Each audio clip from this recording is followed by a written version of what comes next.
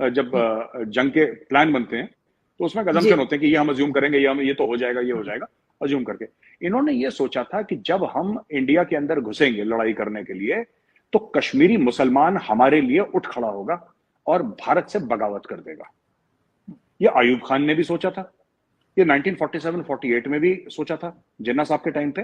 ये परवेज मुशर्रफ ने 1999 कारगिल में भी सोचा था कि जैसे ही कश्मीरी मुसलमानों को ये पता लगेगा कि पाकिस्तानी फौज आ गई है, तो अपने घरों से निकल जाएंगे और नारा तकबीर अल्लाह अकबर के नारे लेके हमसे मिल जाएंगे और भारतीय सेना को परेशान करेंगे, उनके ऊपर अटैक करेंगे। आज तक एक कश्मीरी मुसलमान नहीं खड़ा हुआ। कोई एक बता दे कि 47, 48, 65 और 99 में एक कश्मीरी मुसलमान हथियार लेकर खड़ा हो पाकिस्तान के लिए, आज तक एक नहीं हुआ। और ये बड़ा सरप्राइज था इनके लिए कि साहब हम तो समझते थे। पाकिस्तान, आपने कश्मीर की बात करी, पाकिस्तान ने कश्मीर की डायनेमिक्स कभी नहीं समझी। क्योंकि पता है क्यों नहीं समझी आपने? कश्मीरियों का दिमाग आपने कभी नहीं समझा। उसका रीजन है आरजू जी, क्योंकि आपके पास जो एरिया है ना वो 90% जम्मू है, वो कश्मीर नहीं है। अगर आप मैप देखेंगे, जो पाकिस्तान ने लिया है हमसे हिस्सा, जो फोर्सिबली ऑक्यूपाई करा है, वो आरजू जी दैट इज 90% जम्मू। वहां पे गोजरी बोलेंगे, पहाड़ी बोलेंगे, डोगरी बोलेंगे, वहां पे कश्मीरी थोड़ा ना बोलते हैं। कश्मीरी तो आपका छोटा सा पॉकेट बोलता है, आपके मुजफ्फराबाद में कुछ कुछ लोग कश्मीरी बोलते हैं, लेकिन ज्यादातर आपके लोग जो हैं वहां पे, they don't speak Kashmiri there, because वो जो एरिया है पीओके का, पाकिस्तान ऑक्यूपाइड कश्मीर का, that is largely Jammu, that is not largely Kashmir. अच्छा, लड़ाई आपकी एक्चुअली कश्मीर की है, क्योंकि आप उस एरिया को आजाद कश्मीर बोलते हैं। लड़ाई बिल्कुल। लड़ाई कश्मीर की है, वो कश्मीर है नहीं एक्चुअली वो एरिया, मगर दैट इज लार्जली जैसे जम्मू। आप जैसे आप बुक्स की बात कर रहे हैं, तो जहां तक मुझे याद पड़ता है, परवेज मुशर्रफ की जो बुक है उसमें उनसे कोई इंटरव्यू किया गया था उसके बाद, और कुछ पूछा गया था कि जी आपने ये लिखा है बुक में, या कोई इस किस्म का सवाल था उनका। वो एग्जैक्टली क्वेश्चन मुझे याद नहीं, लेकिन ये कि उनसे पूछा गया था, इंटरव्यू मिल जाएगा यूट्यूब पे शायद। तो वो उन्होंने कहा नहीं, मैंने तो ऐसी कोई बात की नहीं। तो उन्होंने कहा आपकी तो बुक में लिखा हुआ है, आपने खुद बुक में लिखा है। तो इन लोगों को तो खुद मालूम नहीं होता इनकी बुक में क्या लिखा है। तो आप कैसे बिलीव करेंगे कि जो कुछ लिखा है, चाहे वो परवेज मुशर्रफ ने लिखा हो या किसी ने, तो वो सच में उनको पता होगा या उन्होंने ही लिखा है? हमारे यहाँ तो ये बड़ा कॉमन सी बात है, लोग किसी और से लिखवा लेते हैं और प्रिंट हो जाती है बुक।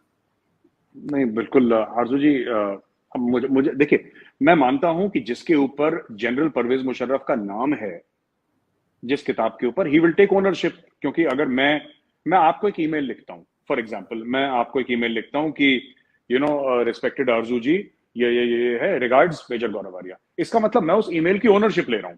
ये मैंने आपको भेजी है, उसके अंदर मैंने जो लिखा है वो मेरी जिम्मेदारी है, मैं ये मानता हूं। अब मुशर्रफ साहब ना लें जिम्मेदारी, तो उसके ऊपर तो ना आप कुछ कर सकते हैं ना मैं कुछ कर सकता है इसके ऊपर तो।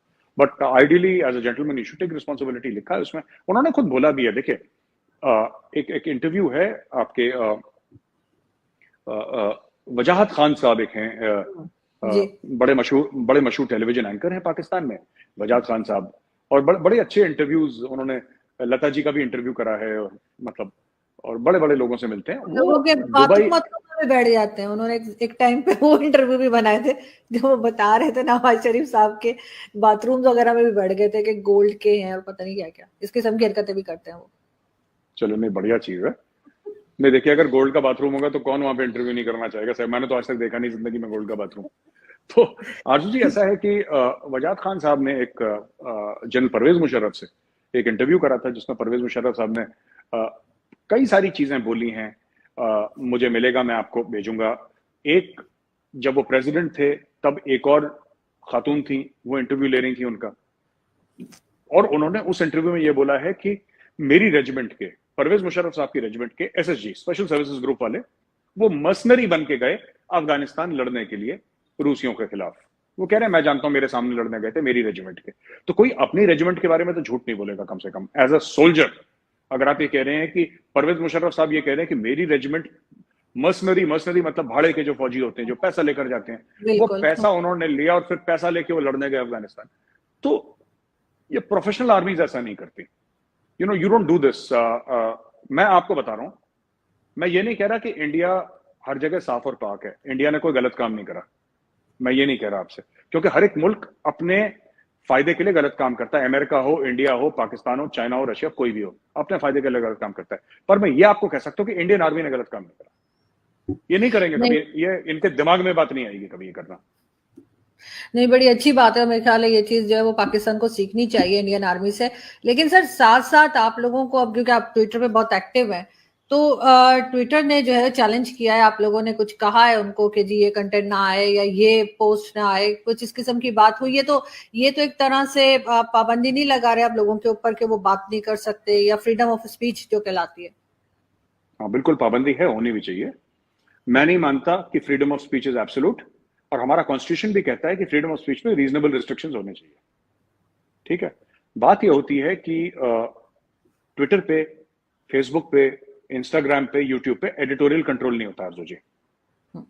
जैसे फॉर एग्जांपल मैं आपको बताता हूं कि हम लोग जैसे कि मैं रिपब्लिक टीवी के लिए काम करता हूं, तो कोई भी न्यूज आएगी वो एडिटोरियल पे जाएगी, उसका बैकग्राउंड वेरिफिकेशन होगा, उसका चेक होगा, और ये इंश्योर करा जाएगा कि जो भी हम लोग देते हैं टीवी पे न्यूज, वो जेन्युइन न्यूज हो, हमारे व्यूअर्स को कोई गलत न्यूज ना मिले। एक एडिटोरियल कंट्रोल, एडिटोरियल पॉलिसी क्या है, what is the editorial line, किसी भी न्यूज आइटम में हम कौन सी लाइन लेंगे, या फिर वो न्यूज कितनी पुख्ता है, कितनी सच है, ये सब जांच पड़ताल, और मुझे लगता है कि सारे टीवी स्टूडियो ऐसे ही करते हैं, सारे अखबार। लेकिन अगर मैं हूं ट्विटर पे और मेरे माना कि 10,000 फॉलोअर्स हैं, 5,000 फॉलोअर्स हैं ट्विटर पे, राइट, तो मैं तो खुद एडिटर इन चीफ हूं अपने ट्विटर हैंडल का। वो बढ़ते जी। बढ़ते अगर लाख 2 लाख 3 लाख मेरे फॉलोअर्स हो गए आरजू जी ट्विटर पे, आप सोचिए, सोचिए, हो गए, ठीक है, और मेरा दिमाग थोड़ा सा अलग टाइप का है, गलत डायरेक्शन में मेरा दिमाग चला गया फॉर एग्जांपल, और मैंने बोल दिया कि आज ये हुआ था और ये वाकया हो गया और दो कम्युनिटीज के बीच में लड़ाई हो गई यहां पे, और मैं कहीं अफगानिस्तान या यमन का कोई वीडियो डाल देता हूं डॉक्टर करके, और लोगों को भरोसा हो जाता है कि ये चीज इंडिया में हो रही है, और मानिए कि हिंदू मुस्लिम दंगे हो गए। आप समझ लीजिए कि कितना गलत इसका तासुर जाएगा, कितना गलत इसका इंपैक्ट होगा।